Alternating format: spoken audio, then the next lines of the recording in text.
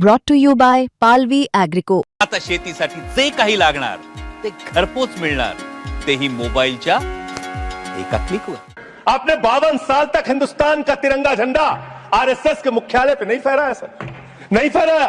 और 3 लोगों ने आरएसएस के मुख्यालय पर जब ये झंडा फहराया, उन तीनों के नाम मैं पढ़ रहा हूं, विजय, उन्मत, दिलीप, इन तीनों लोगों के खिलाफ आरएसएस ने एफआईआर दर्ज कराई। किस अपराध में? कि हमारे दफ्तर में तिरंगा क्यों फहरा दिया। और कितने साल तक मुकदमा लड़े? 13 साल तक मुकदमा लड़े। यह है आपकी असलियत।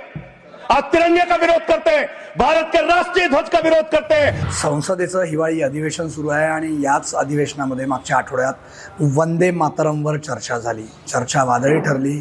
देशाचे प्रधानमंत्री नरेंद्र मोदी, गृहमंत्री अमित शहा यांच्यासोबतच सत्ताधारी आणि विरोधी पक्षाच्या सर्वच खासदारांनी त्यामध्ये भाषणं केली। याचमध्ये आम आदमी पक्षाचे खासदार संजय सिंग यांनी एक उल्लेख त्यांच्या भाषणामध्ये केला, तो म्हणजे राष्ट्रीय स्वयंसेवक संघावर 26 जानेवारी 2001 रोजी नागपुरातील काही युवकांनी तिरंगा फहरवला होता। 26 जानेवारी 2001 रोजी त्यामध्ये त्यांना 13 वर्ष तो खटला चालला आणि नंतर तो मग डिस्पोज ऑफ झाला। त्यांना पोलिसांनी अटकसुद्धा केली होती। तर त्याच सगळ्या घडामोडींमध्ये जे आरोपी होते ते यावेळी खास मुंबई तकवर आहेत बोलण्यासाठी। उत्तम उर्फ बाबा मेंढे त्या ठिकाणी होते आणि 26 जानेवारीची ती घटना आहे 2001ची, ज्यावेळी एक रॅली काढण्यात होती। त्या रॅलीच्या माध्यमातून ही सर्व मंडळी जी आहे ती राष्ट्रीय स्वयंसेवक संघाचं मुख्यालय असलेल्या महाल या परिसरात पोहोचले आणि यांनी त्या ठिकाणी भारताचा तिरंगा ध्वज फडकवला। नंतर यांच्यावर गुन्हे दाखल झाले, 13 वर्ष तो खटलासुद्धा चालला। उत्तमजी, काय सांगाल, काय नेमका प्रसंग होता? नमस्कार। 26 जानेवारी 2001ला आम्ही राष्ट्रप्रेमी युवा दलामार्फत राष्ट्रप्रेम रॅली काढली। त्यामध्ये माझ्यासोबत 100 ते 150 कार्यकर्ता होते। आम्ही शहराची परिक्रमा करत महापुरुषांना अभिवादन करत शहरामध्ये जे रॅली काढली होती त्याच महल परिसरातून जाताना आम्हाला RSSचं हेडक्वार्टर आहे, तिथे आम्ही हेडगेवारजी यांना आंध्रा जिल्ह्यासाठी तिथे गेलो असता तिथे पोलिसांनी संरक्षकांनी आम्हाला सांगितलं का बाबा तिथे इथे कशासाठी आलं। तर आम्ही त्यांना सांगितलं आम्ही श्रद्धांजली हे करण्यासाठी, त्यांना अभिवादन करण्यासाठी आलो। तर त्यांनी आमच्याकडे जे रॅलीतील लोक होते त्यांना बघितलं, त्याच्यावरती आमच्याकडे जे राष्ट्रध्वज होते सगळ्यांकडे आणि त्या बॅनरमध्ये पहिले तिरंगा फिर रंगबिरंगा, पहिले राष्ट्रध्वज फिर सभी ध्वज असे बॅनर त्याच्यामध्ये होते। ते पाहून ते तिथले जे स्वयंसेवक होते ते थोडेसे त्यांनी थोडंसं ते रागावले आमच्यावर आणि त्यांनी म्हटलं की यहाँ पे ये सब चलेगा नहीं।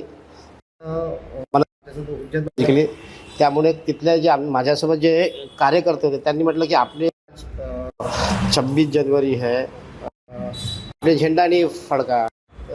काही जे स्वयंसेवक होते त्यांनी सांगितलं आम्ही झेंडा फडकाया। तो बोले कहाँ फडका? तो बोले हमने वो स्कूल में फडकाया। तर आम्हाला तिथे बघितलं हेडक्वार्टरवरती तिथे झेंडा दिसला नाही आम्हाला। तर त्याच्यामुळे मी म्हटलं की हम झेंडा लगा देते, आपने नहीं लगाया तो। तर त्यामुळे त्यांच्यासोबत आमची मारापिटी झाली, बाचाबीचा हात हे झाले, हमला झाला, काही लोक घायल झाले। तर माझ्यापाशी जो झेंडा होता तो झेंडा घेऊन ज्या गेटपासून मी थोडं समोर गेलो माझ्या कारमध्ये आणि तो झेंडा सोडून मी तिथे त्या परिसरामध्ये हेडक्वार्टरमध्ये झेंडा लावला। त्यामुळे तिथले जे कार्यकर्ता होते त्यांनी आमच्यासोबत हातपाय करून मारापिटी केली आणि तिथून मी कसाबसा निसटून आम्ही लोक निघून गेलो हॉस्पिटलला वगैरे, असं काही ते घटना झाली। ही झाली घटना। त्यानंतर नेमकं काय चाललं? खटला कधीपर्यंत चालला आणि नंतर मग तुमच्यावर गुन्हेसुद्धा दाखल करण्यात आले। तर कुणाची तक्रार होती आणि तुमच्यावर गुन्हे दाखल झाले आणि काय प्रसंग होता? तिथले मला आता नाव माहीत नाही, पण तिथले जे RSSचे जे पदाधिकारी होते त्यांनी कमिशनर ऑफ पोलिसला भेटून असामाजिक तत्व यांनी आमच्या कार्यालयावर येऊन जबरदस्तीने झेंडा फडकावला म्हणून त्यांनी आमच्यावरती गुन्हे दाखल, कमिशनर ऑफ पोलीस यांची भेट घेतली होती आणि माझ्यावरती गुन्हे दाखल वेगवेगळ्या पद्धतीची धारा माझ्यावरती लागल्या होत्या। किती वर्ष हा खटला चालला आणि कसा हा प्रवास होता? साधारणपणे किती त्रास तुम्हाला झाला आणि काय सांगाल? 13 वर्ष खटला चालला. त्रासाचा सोडा त्रास तर काय तो काय विषय नाही. राष्ट्रध्वजासाठी आपण जे काही केलं तर त्रासाचे त्याच्यामध्ये काही हे नाही आहे.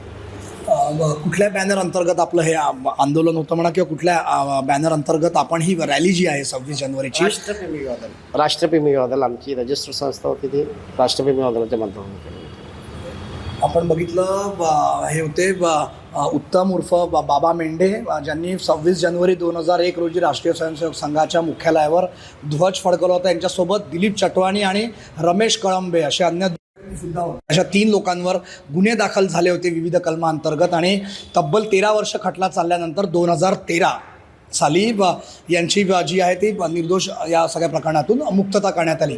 परंतु संघ मुख्यालयावर तिरंगा ध्वज फडकावल्याच्या मुळे यांना 13 वर्ष कोर्ट कचेरीचा सामना आहे तो या ठिकाणी करावा लागला आणि 2013 निकाल लागला आणि त्या निकालामधून या सर्वांची निर्दोष मुक्तता करण्यात आली. उत्तम मेंढे आपल्यासोबत खास मुंबई तकवर बोलण्यासाठी होते. त्याचं म्हणजे असं की मोठ्या प्रमाणात जी चर्चा आहे ती लोकसभेमध्ये संसदेच्या अधिवेशनात सुरू होती. आम आदमी पक्षाचे खासदार संजय सिंग यांनी ज्या 3 लोकांचा उल्लेख केला त्यामध्ये उत्तम, दिलीप आणि रमेश, त्यापैकी हे जे उत्तम मेंढे आहेत हे आपल्यासोबत बोलण्यासाठी होते. योगेश पांडे, नागपूर, मुंबई तक.